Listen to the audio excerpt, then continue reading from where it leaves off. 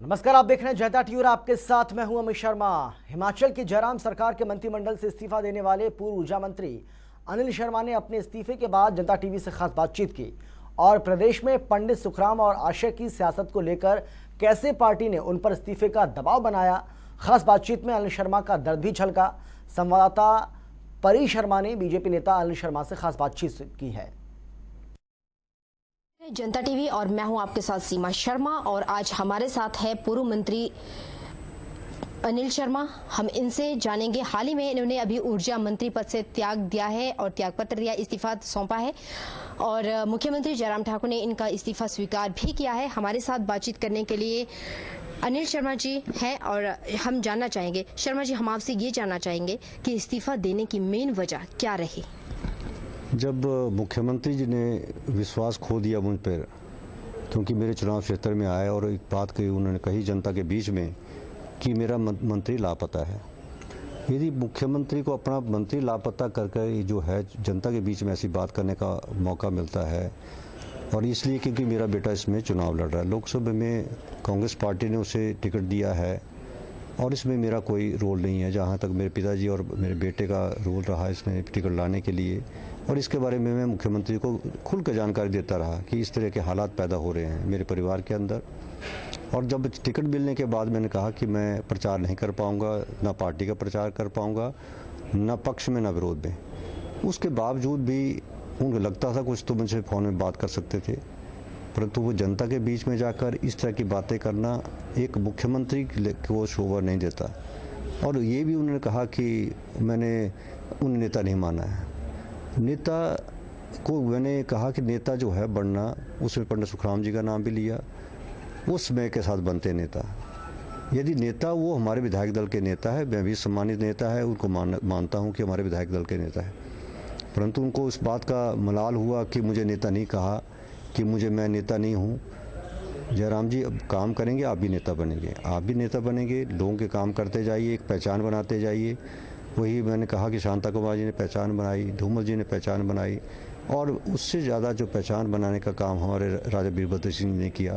पंडित सुखराम जी की संचार क्रांति की वजह से पहचान बनी, हिमाचल में काम करने से पहचान बनी। तो यही मैंने कहा है कि अभी आप नेता बनने में समय लगेगा। तो शायद उनको कहीं ना कहीं उस बात की ठेस पहुंची है, आहत हुए हैं, और मंच पे उन्होंने जो है कई बार कहा कि घास काटना। अनिल शर्मा जी घास काट रहे थे और वहाँ जो उनके दरबारी थे उठा के लगा रहे थे। मैं कहना चाहता हूँ कि मैं एक सिंपल सा इंसान हूँ, खुद गाड़ी चलाता हूँ, मंत्री था तब भी चला लेता था, विधायक हूँ तब भी गाड़ी मेरे पास आज तक ड्राइवर नहीं है। तो मैं इसमें कभी काम करने में शर्म महसूस नहीं करना चाहता हूँ। वो कहते हैं कि हमारा प्रधानमंत्री चाय वाला है, और कभी कहते हैं हम सब चौकीदार हैं। जब आप चौकीदार बन सकते हैं, चाय वाला प्रधानमंत्री बन सकता है, तो क्या मैं अपने घर में घास नहीं काट सकता? इस तरह का मजाक बनाकर मुझे जो है जिस तरह लज्जित करने का प्रयास किया, उस पर मुझे जो है मैंने उस मंत्रिमंडल से त्यागपत्र दे दिया, और आज जो मैं घर में हूँ, घर में अपने काम में लगा रहता हूँ। सर, एक बात हम आपसे जानना चाहते हैं, जैसे पंडित सुखराम जी ने अपने पोते के लिए टिकट कांग्रेस से लिया और बीजेपी से भी उन्होंने मांग की, तो एक आरोप आप पर ये है कि आप और आपके पिताजी यानी कि वो लोग गए थे मंत्री पद मांगने के लिए, ना कि वो आपके पास आए थे। देखिए, मैंने इसका जवाब भी दिया है सोशल मीडिया के, मतलब जो मेरे को इलेक्ट्रॉनिक मीडिया में जवाब दिया है। मैंने कहा कि जयराम जी जिस चुनाव क्षेत्र से आते हैं वो देवी देवताओं बहुत विश्वास करते हैं, और उसका जवाब उन्होंने दिया नहीं, क्योंकि मैंने उसमें कहा था कि देवी देवताओं पे विश्वास है तो उन देवी देवताओं के ऊपर कसम खा के बोलें, क्योंकि राजनीति पे लोग विश्वास करना छोड़ दिया लोगों ने। लोग सोचते हैं कि पॉलिटिशियन ऐसे बोलते हैं। मैंने कह रहा हूँ कि आप जिस देवी देवता को मानते हैं उसका आप कसम खाएँ। मैं भी कहता हूँ ना, मैं अपने पिता के साथ डिपार्टमेंट मांगने आया। हाँ, मेरे पिताजी बुजुर्ग हैं, कई बार मैं रोकता हूँ उनको भी आप ऐसा मत करें, परंतु वो नहीं मानते, क्योंकि पुराने पॉलिटिशियन हैं, कैसे उठ के चल पड़ते हैं, कहाँ चले जाते हैं, उन्होंने क्या मांगा होगा। परंतु एक बार उन्होंने मेरे को कहीं, जब मेरे को पता लगा कि मुझे ऊर्जा विभाग दिया गया, तो मैंने केवल एक विभाग मुझे दिया, मैंने उसी में संतुष्टि जाहिर की और काम करता रहा। परंतु मैंने जरूर पंडित सुखराम जी को पूछा कि आपने क्या उनके पास गए थे, जयराम जी के पास, और आपने विभाग मांगा था? तो कहा मैं पिरली पिरोली विभाग मांगने की बात की थी, क्योंकि जिस तरीके से प्रदेश के अंदर मैंने संचार क्रांति लाई, और इस संचार से जो व्यवस्था हमारे प्रदेश के अंदर बनी है, जब मैं सड़कों की दुर्दशा देखता हूँ प्रदेश के अंदर, तो उसमें मुझे लगता है कि एक ऐसा मंत्री होना चाहिए निष्पक्ष करके काम करे और इस प्रदेश के अंदर इन सड़कों का रख रखाव बना सके। और उनके पास कुछ योजना भी थी। मैंने कहा पैसा आएगा तभी बना पाऊंगा मैं, तो उन्होंने कहा नहीं, कि ऐसी योजनाएं मेरे पास है जिन योजनाओं के माध्यम से हम इन सड़कों का रख रखाव कर सकते हैं और एक बेहतर सुविधा हम जब देंगे तो टूरिस्ट भी इस हमारे क्षेत्र में आएंगे, और जब सड़कों की वजह से टूरिस्ट जो एक बार आता है वो हट के नहीं आता है। तो इस कारण से उन्होंने कहा, मैंने जब सब मंत्री बना रहे थे तो मैं चाहता था कि तुम्हारे पास एक्सपीरियंस भी है और काम करने की बात भी है और कोई भी इल्ज़ाम तुम्हारे ऊपर नहीं है, क्योंकि 5 साल में पूर्व मैं मंत्री रहा, मेरे पे कोई ऐसा इल्ज़ाम नहीं लगा जिसकी वजह से कोई ऐसी दाग नहीं लगे। तो इसके लिए मैं चाहता कि पेट्रोलियम विभाग मुझे मिले। तो ठीक है, उन्होंने कहा होगा, पर मुख्यमंत्री जी बिल्कुल गलत, और यदि उनको सच्ची उसमें है तो उसको मैं कहा जिस देवी देवता के पास आप चलना चाहते हैं मैं भी चलता हूँ। फैसला देवी देवताओं पे छोड़ देते हैं कि इस तरीके से आप जो है केवल मंच में केवल तालियों सुनने के लिए जो है आप इस तरह के प्रचार ना करें। सर, आपने कहा कि राजनीति में आज कोई विश्वास नहीं कर रहा, लोगों ने राजनेताओं पर विश्वास करना छोड़ दिया है। इसके पीछे वजह क्या है? खासकर आज क्योंकि लोग और बीजेपी वाले जिस तरह से कह रहे हैं कि अनिल शर्मा को अपने ही परिवार पर अब संयम नहीं रहा, उनकी परिवार में कोई भी नहीं सुनता, इसलिए आप ऐसे बाहर हो गए।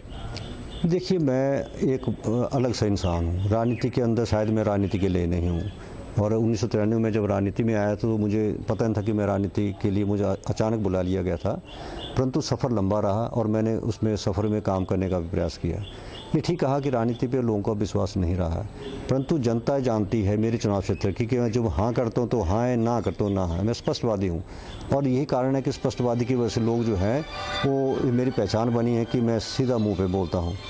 और जहाँ तक मुख्यमंत्री जी कहते हैं मैं अपने परिवार में गिरा हूँ, परिवार में ठीक है, एक नौजवान है, उसकी अपनी क्षमता है, अपनी इच्छा है काम करने की, मैं उसको दबा नहीं सकता था।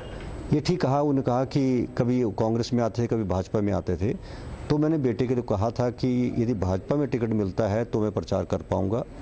और पंडित सुखराम जी की सोच थी कि इस ज़िंदगी के अंतिम सफ़र पर कब साथ छूट जाए, कब सांस छूट जाए, उस वक्त उन्होंने कहा कि मैं कांग्रेस में जाना चाहता हूँ। क्योंकि जब हम भारतीय जनता पार्टी में गए थे तो पंडित जी को हमने नहीं पूछा था, एक टीस थी उनके मन में, तो कांग्रेस से बात करके वो टिकट की बात कर रहे थे। मैंने बीजेपी में बात की, तो आशय को बेचारे को ये समझ नहीं आ रहा था कि मैं किस तरफ चलूं, क्योंकि बाप चाहता था कि वो भाजपा में एक सांसद के रूप में जाए। जब नई टिकट की बात हुई, जब जयराम जी ने इनकार कर दिया और जयराम से मिला था मैं और उनको सारी बात समझाई थी, तो उसके बावजूद उन्होंने कहा कि मेरा फैसला नहीं है, हाईकमांड का छोड़िए। अब कांग्रेस हाईकमांड ने फैसला किया है तो आज कांग्रेस का वो उम्मीदवार है, पर फिर भी मैंने दूर रहकर जनता पे फैसला छोड़ा है कि वो क्या फैसला करना चाहते हैं। सर, पब्लिक में भी कुछ रोष है आपके परिवार को लेकर। पब्लिक कहती है कि कभी इधर कभी उधर, तो और राजा वीरभद्र जी ने एक बार कहा था कि आया राम गया राम, तो इस तरह का ये क्या राजा वीरभद्र जी अब पंडित सुखराम जी के साथ चलेंगे? देखिए, कांग्रेस का अपना फैसला है कि वो किस तरीके से इसको इलेक्शन को मैनेज करते हैं, और अखबारों के माध्यम से और दूसरे सोशल मीडिया के माध्यम से उनका जो है पक्ष पॉजिटिव नज़र आ रहा है। और जहाँ तक बात आया राम गए की रही, जब हम गलत प्रचार हो रहा है इसका, अब कांग्रेस के रूप में हमने अपना सफ़र शुरू किया था, मैं भी कांग्रेस का विधायक पहली बार चुन के गया था। यदि कांग्रेस ने हमें निकाला तो हम कहाँ जाते? हमने अपनी पार्टी बनाई, और जब भी भारतीय जनता पार्टी ने हमें कहा कि आप शामिल हुए हमारी पार्टी में, तो पंडित जी ने इनकार किया। हिमाचल विकास कांग्रेस को जो हमने शामिल किया तो कांग्रेस में किया, और कांग्रेस से यदि हम भाजपा में आए हैं कुछ समय के लिए, यदि मेरा बेटा और मैं आए थे, परंतु ना बेटे ने मेंबरशिप ली ना मेरे पिताजी ने मेंबरशिप ली। जब वो मेंबर ही नहीं थे, जब सत्य जी ने इस बात को कहा कि वो मेंबर नहीं थे, तो पार्टी बदलने का सवाल नहीं उठता। ये जरूर है कि उन्होंने कांग्रेस के खिलाफ मेरे प्रचार में जो है वो भारतीय जनता पार्टी का साथ दिया, और पंडित सुखराम जी का उन्होंने जो है जगह जगह उपयोग किया। और पंडित सुखराम जी ने जब इस पार्टी में नहीं भी आए थे, मेंबरशिप नहीं ली थी, तब भी काम किया। तो ये कह देना कि हम लोग कभी इस पार्टी में जाते कभी उस पार्टी में, एक गलत प्रचार किया जा रहा है। हालात से हम कांग्रेस से बाहर हुए थे, और आज मेरे पिताजी ने कहा कि मैं अंतिम सफ़र जो है कांग्रेस पार्टी में जाना चाहता हूँ, और मेरे बेटे ने भी उन्हीं का साथ दिया और कांग्रेस में चले गए हैं। सर, एक सवाल मैं आपसे जानना चाहती हूँ, जब विधानसभा इलेक्शन हो रहे थे उस वक्त मंच से ये ऐलान किया गया था, मंच से उन्होंने ये कहा था और आपने भी कहा था ये बात कि कांग्रेस में मेरा दम घुट रहा था और वहाँ पे पंडित सुखराम जी की इज्जत नहीं थी। तो अब फिर से आप कांग्रेस में ही, पंडित सुखराम जी फिर से कांग्रेस में ही शामिल हो चुके हैं, क्या अब यहाँ पर इज्जत है? देखिए, राजनीति के अंदर इज्जत की बात है। ठीक हालात उस वक्त ऐसे बने कि हमें भारतीय जनता पार्टी में गए। जहाँ जो प्रश्न आपने उठाया है, मैं इसका स्पष्ट इसका उत्तर देना चाहता हूँ। जब मुझे नहीं मालूम, राहुल गांधी से पंडित जी मिले और मेरा बेटा मिला और उन्होंने इस बात को कहा कि पंडित जी आप तो मेरे परिवार के सदस्य हैं और एक टिकट देकर मैं मान सम्मान देना चाहता हूँ। और टिकट, एक लोकसभा का टिकट एक 32 साल के नौजवान को मिले, ये भी सब एक तरह से जो है बहुत बड़ा मान सम्मान, जो पार्टी ने पिछले चुनाव के अंदर जो अनदेखी पंडित जी की थी और जिसकी अनदेखी के कारण जो है भारतीय जनता पार्टी में मैं शामिल हुआ था, तो उसके बावजूद आज जो है कांग्रेस पार्टी ने जो एक टिकट देकर जो मान सम्मान पंडित सुखराम जी का बढ़ाया और गले मिलकर उन्हें कहा कि आप मेरी दादी के साथ रहे, मेरे पिता के साथ रहे, आप हमारे परिवार के सदस्य हैं। तो इतना बड़ा मान सम्मान जो है दोबारा से कांग्रेस में आज पंडित सुखराम को मिला है। इसलिए मैं समझता हूं कि जो बात जो पुरानी है, उन्होंने कहा जो पिछली गलतियों को उन्होंने एक टिकट के माध्यम से आशय को दिया है कि लोकसभा का टिकट लेना आसान नहीं होता है। तो इसलिए मुझे लगता है कि बहुत बड़ी बात जो है एक हमारे कांग्रेस के नेता ने जो कही है, उसकी वजह से जो है आज पंडित जी उस पार्टी में शामिल हुए हैं और मेरा बेटा शामिल हुआ है। तो मैं तो आज भारतीय जनता पार्टी में हूँ और जब तक भारतीय जनता पार्टी मुझे रखना चाहेगी तब रखे, क्योंकि मैं ना विरोध में कर रहा हूँ। ठीक है, मैंने ये सांसद के बारे में बोला है, तो सांसद की बारे में है कि जब भी आदमी आगे जाता है, कौन बैठता है पार्लियामेंट के अंदर। मैं भी पार्लियामेंट में रहा, यदि मैं पार्लियामेंट में बोलता था तो वाजपेयी जी देखते थे मुड़ के पीछे कि हमारे कौन बोल रहा है। जब आप पार्लियामेंट में अपनी बात रखते हैं तो इसलिए एक जो वहाँ पर एक ऐसा इंसान जाना चाहिए जो यहाँ के पार्लियामेंट की बात रखे और एक ऐसी चीज़ ले यहाँ पर लाए प्रदेश के अंदर, क्योंकि केंद्र के अंदर बहुत ही योजनाएं हैं जो आप प्रदेश के अंदर ला सकते हैं, वो सांसद ला सकता है। तो सांसद यदि 5 साल ला पाया होगा तो लोग जरूर वोट डालेंगे। सर, अब आप बीजेपी के सिर्फ विधायक रहे हैं और हालांकि आपने ये भी कहा कि मंच पर, किसी भी मंच पर अगर कोई भी आता है तो मैं डिबेट करने के लिए तैयार हूँ।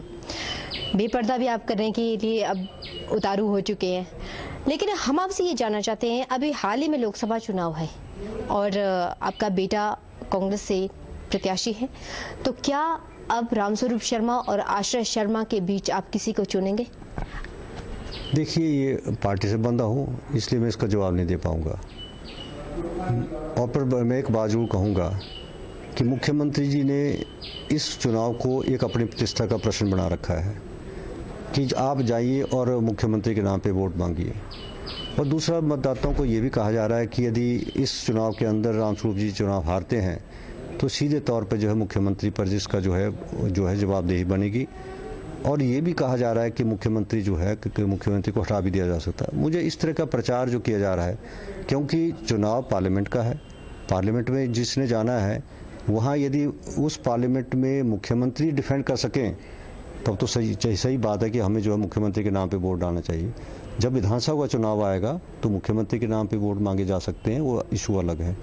परंतु लोकसभा के अंदर जाना है तो लोकसभा के लिए उम्मीदवार ने यदि 5 साल काम किया तो उनको आगे फ्रंट फुट में जाने दीजिए और अपने काम गिनाने दीजिए।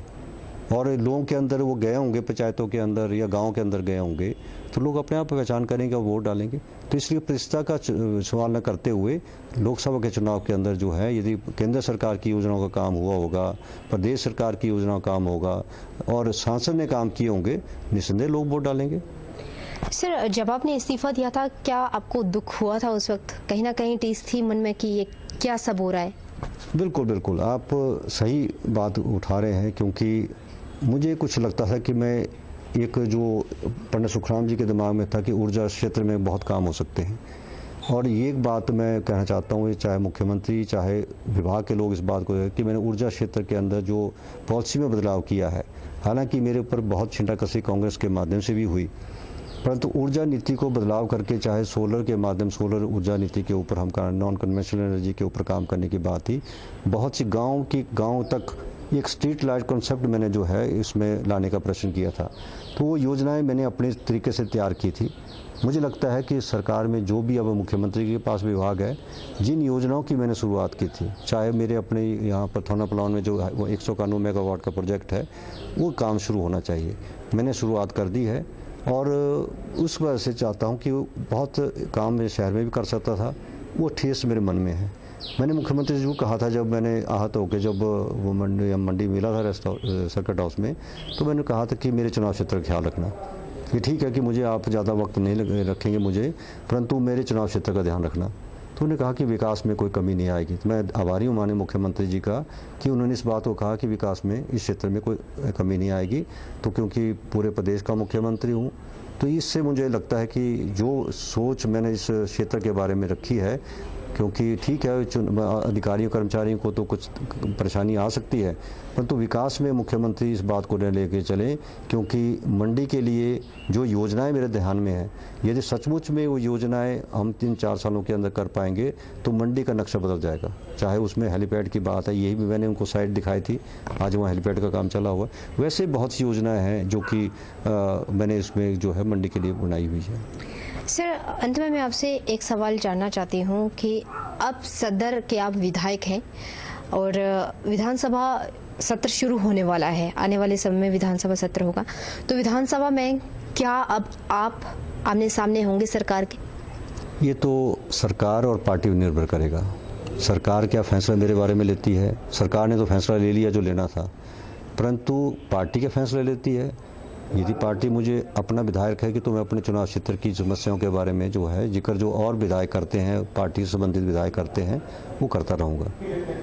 और यदि पार्टी से मुझे निष्कासित किया जाता है तो उसके बाद मेरे बात कुछ और होगी, उस तरीके से मैं फैसला लूँगा। फिर सर, अगर पार्टी आपको निष्कासित कर देती है तो क्या आप फिर से कांग्रेस में वापस आएंगे? अभी कोई फैसला नहीं है इसके, क्योंकि मैं वर्तमान में भारतीय जनता पार्टी का विधायक हूँ। निष्कासित होने के बाद मैं अनअटैच्ड मेंबर रहूँगा और अपने कार्यकाल के अंदर अपने चुनाव क्षेत्र की बातें करता रहूँगा, काम करता रहूँगा। तो ये थे अनिल शर्मा, जिन्होंने कहा कि अगर पार्टी निष्कासित भी कर देती है फिर भी वो काम करते ही रहेंगे और तब तक काम करते रहेंगे जब तक विधानसभा इलेक्शन दोबारा से ना हो। बहरहाल, जनता टीवी में खास बातचीत के लिए आपका बहुत बहुत शुक्रिया। कैमरा पर्सन विजय के साथ सीमा शर्मा, मंडी, जनता टीवी।